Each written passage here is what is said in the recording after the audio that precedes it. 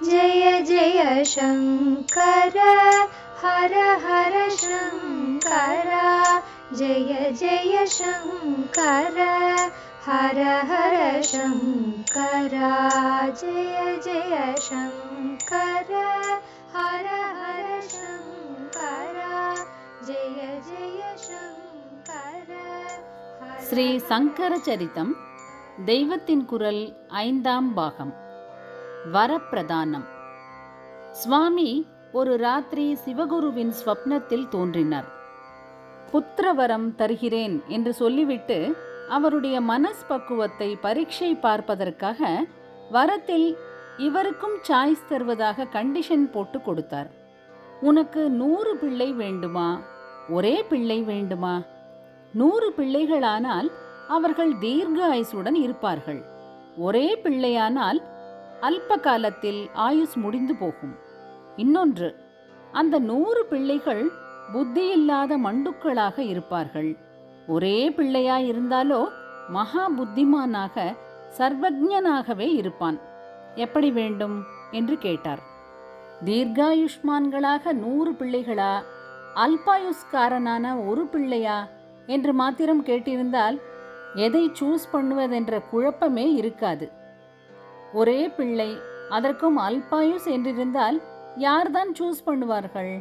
சுவாமியோ அதோடு முடிக்காமல் 100 ஆனால் முட்டாள்கள், 1 ஆனாலோ மகாமேதை என்றும் கண்டிஷன் போட்டு பரீட்சை வைத்து விட்டார். சிவகுரு உடனே என் பத்னியின் விருப்பத்தையும் தெரிந்து கொண்டு கலந்து ஆலோசித்து சொல்கிறேன் என்றார். இதிலிருந்து அந்த காலத்தில் ஸ்திரீகளுக்கு புருஷர்கள் கொடுத்திருந்த ஸ்தானத்தை புரிந்து கொள்ளலாம். அந்த அம்மாளை எழுப்பி அவர் விஷயத்தை சொன்னார். அவள், எனக்கும் அப்படியே ஸ்வப்னம் வந்தது, நீங்கள் எழுந்த பிறகு கேட்டு சொல்வதாக சொல்லிவிட்டேன் என்றாள். 2 பேரும் கலந்து ஆலோசித்தார்கள். சுவாமியே பிரசன்னமாகி வரம் கொடுத்து தங்கள் அபிப்பிராயப்படியே செய்வதாக சொன்னார் என்பதில் 2 பேருக்கும் ரொம்ப அடக்கம் உண்டாகிவிட்டது. அவர் மனசு எப்படியோ அப்படி பண்ணட்டும் என்றில்லாமல் பிள்ளை வேணும் என்று கேட்டதே தப்போ என்னவோ, அது போதாதென்று இப்போது எப்படிப்பட்ட பிள்ளை என்று வேறு நாம் முடிவு பண்ணி அந்தப்படி அவர் செய்யணும் என்றால் இன்னும் தப்பாக அல்லவா தோன்றுகிறது என்று நினைத்தார்கள். இப்படியெல்லாம் கேட்டு எங்களை சோதனை பண்ணக்கூடாது, சுவாமிக்கு எப்படி அபிப்பிராயமோ அப்படியே செய்யணும் என்று சொல்லி நமஸ்காரம் பண்ணினார்கள். அவதரிக்க வேண்டுமென்று சுவாமி திவ்ய சங்கல்பம் செய்துவிட்டபின் இவர்களுடைய சாய்ஸ் என்று ஒன்று எப்படி அதற்கு மாறாக ஏற்பட முடியும்? ஆனாலும் எல்லாம் மானுஷமாக நடக்கிறார் போலவே நடத்தி காட்ட வேண்டும் என்று சுவாமி நாடகமாடுவதில் இப்படி விளையாடினார். சதிபதி ஒற்றுமை எப்படி, பக்தி உள்ளத்தின் தன்மை எப்படி என்றெல்லாமும் உலகத்துக்கு தெரிவிக்க இப்படி வரப்பிரசாதத்திலேயே கண்டிஷன், சாய்ஸ் என்று வைத்து விளையாடினார். அவர் இஷ்டப்படி என்று இவர்கள் விட்டவுடன் சந்தோஷமடைந்து, ஒரே புத்திரனை அனுகிரகிக்கிறேன், நானே அப்படி அவதாரம் செய்கிறேன், ஆனால் 8 வயசுதான் இருப்பேன் என்று சொல்லி சுவாமி மறைந்து விட்டார். தராசில் ஒரு தட்டில் 100 பிள்ளை, மறுதட்டில் ஒரு பிள்ளை என்றால் 100க்கு தான் எடை ஜாஸ்தி. ஆனால் அது பௌதிகத்தில் தான், அதைவிட புத்தியின் எடைக்குத்தான் முக்கியம். அப்படி பார்த்தால் 100 பிள்ளைகளும் புத்தி பலத்தில் 100 சைபர் தான். சைபரில் 1 ஆனால் என்ன, 100 ஆனால் என்ன? ஒரு பிள்ளையோ சர்வஜன் என்பதால் புத்தியில் இன்ஃபினிட்டி, எடை போடவே முடியாத அத்தனை புத்தி பலம்.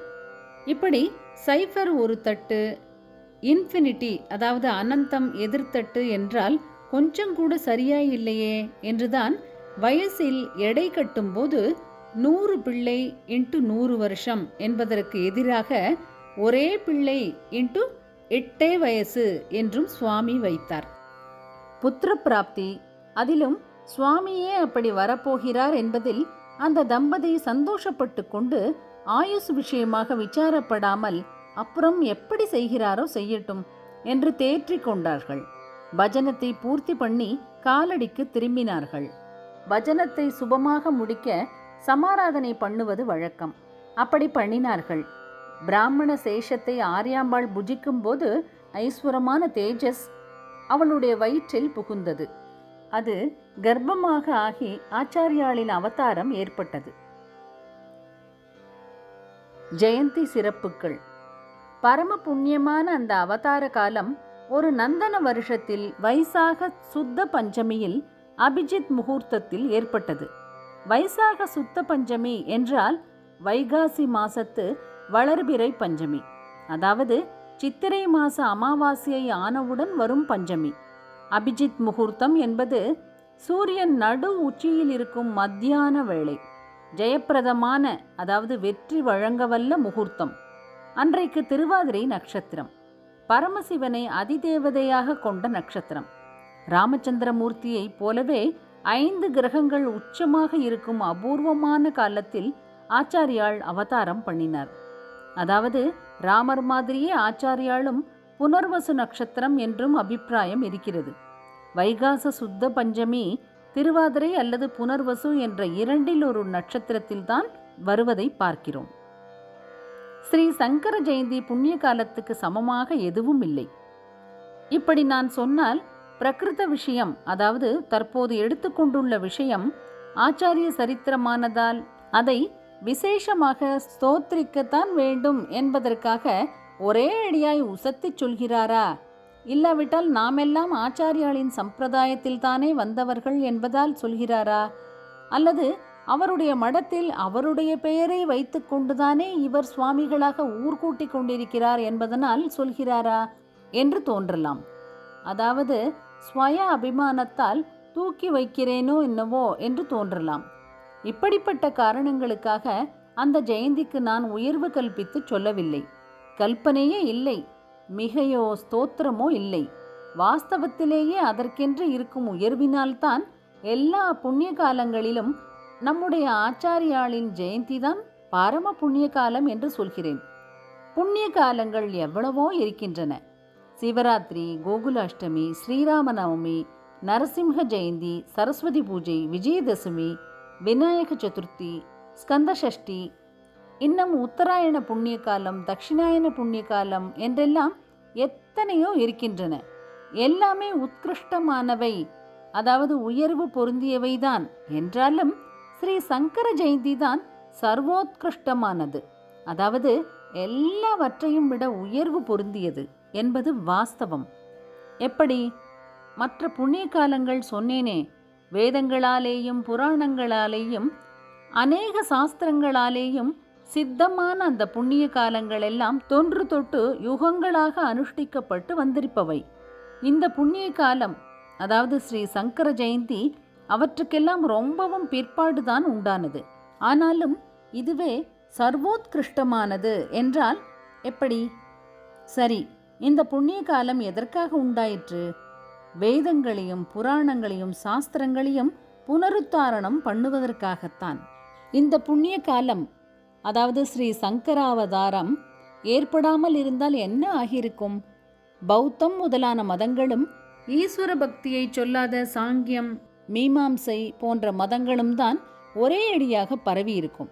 அப்படி பரவி இருந்தால் அப்புறம் சிவராத்திரியும் ஸ்ரீராம நவமியும் மற்ற புண்ணிய காலங்களும் யார் கொண்டாடி இருப்பார்கள்? அத்தனை புண்ணிய காலங்களையும் அவைதிகம் அடித்து கொண்டு போயிருக்கும். ஏறக்குறைய அப்படிப்பட்ட கட்டத்தில் மற்ற எல்லா புண்ணிய காலங்களும் தத்தளித்து கொண்டிருந்த போதுதான் இந்த ஒரு புண்ணிய காலம் ஏற்பட்டது.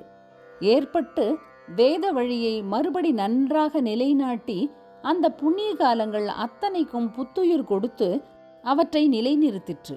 இன்றைக்கும் சிவராத்திரி, ஸ்ரீராம நவமி, கோகுலாஷ்டமி இத்தியாதியை நாம் புண்ணிய காலங்களாக கொண்டாடுகிறோம் என்றால் அதற்கு ஆச்சாரிய ஜெயந்தி என்ற புண்ணிய காலம் ஏற்பட்டதுதான் காரணம். இந்த ஒரு ஜெயந்தி இல்லை என்றால் எந்த ஜெயந்தியுமே இல்லாமல் போயிருக்கும். ஜெயந்திகளையெல்லாம் ரட்சித்து கொடுத்த ஜெயந்தியாக இருப்பது ஸ்ரீ சங்கர ஜெயந்தியே என்பதால் தான் அதை புண்ணிய காலங்கள் அத்தனையிலும் விசேஷமானது என்றது. ஜெய சப்தம் ஆச்சாரியாளோடு விசேஷமாகச் சேர்ந்து ஜெய ஜெய சங்கர என்று உலகமெல்லாம் முழங்குகிறது என்று சொன்னேன். அதில் இந்த ஜெயந்தி விசேஷத்தையும் சேர்த்து கொள்ள வேண்டும். ஜெய ஜெய சங்கர, ஹர ஹர சங்கர. மகா பெரியவா சரணம். जय जय शङ्कर हर हर शङ्कर जय जय शङ्कर हर हर शङ्कर जय जय शङ्कर।